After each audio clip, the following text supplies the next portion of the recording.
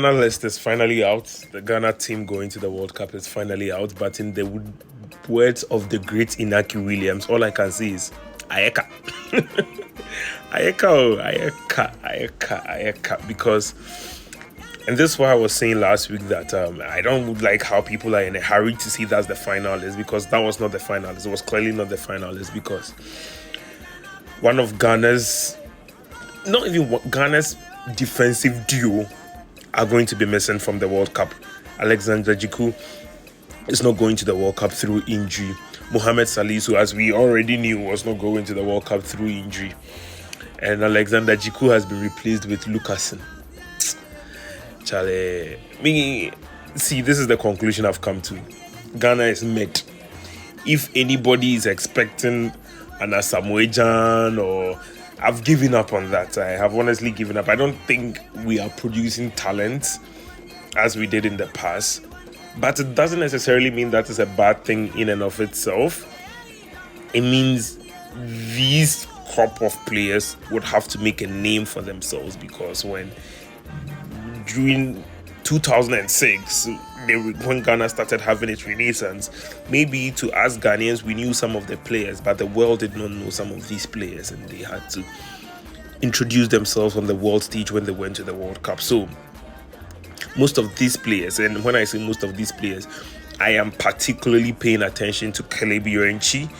I am particularly paying attention to the younger ones who are in there. It is the opportunity to make a claim for themselves, to let the world know that here I am. Even Marvin Senaya, the Augustin Boache, this is it for him. I mean, you can move from playing in the second division of France to going to play in like the top division of any country in Europe. So this is it, and to me, the hunger will be there. But guy, if you are being honest, I think in star quality, the only star you can mention in our team is Antoine Semenyo. Let's not kid ourselves anymore. And I am a party lover. Party is still not up there. But then, the FIFA rankings does not lie. There's a reason why we are where we are. But then, again, as a Ghanaian, what you would see is that one thing I know about the Black Stars is when you least expect them to surprise you, that is when they do surprise you. But when you expect too much of them, that is when they underperform. So at the end of the day, they are going to fight for the badge. One thing, even in PSG's win, if one thing has taught us anything, it is about the fact that names do not particularly play football. Football is not all about the names; it's about the team cohesion. Again, the question you ask yourself is that the Black Stars and the Carlos Queiroz had like this team cohesion. I think in the long run, this has been Otuado's team. So they've played together for some time now. Many of them know each other. But they have a new coach who I think is, again, more experienced and is if they are going to pay attention and then respect his tactical whatever he gives them, we should be fine at the end of the day. I watched Brazil playing Panama yesterday, and the scoreline was Brazil 6, Panama 2. But if you watch that game, let's not get it twisted. For like 30-something minutes of the first half, Brazil was struggling to break Panama down. In fact, Brazil scored the first goal, Panama equalized.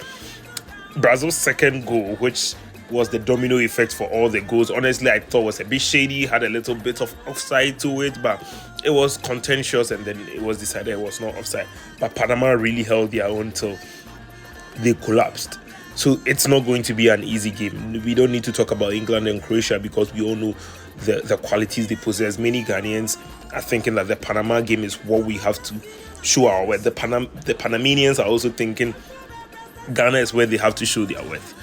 But the good thing is Ghana plays Wales tomorrow. I mean, in other timelines, it's already Tuesday, but Ghana plays Wales Tuesday. So all the players who have been called to the camp, or the training videos we are seeing with Carlos Queiroz, everything comes down to tomorrow. We would have a fair view of how Ghana would play. What is the point of this Wales friendly? I mean, I think it's giving us an European adjacent experience as to the oppositions we face, because we've got two European teams.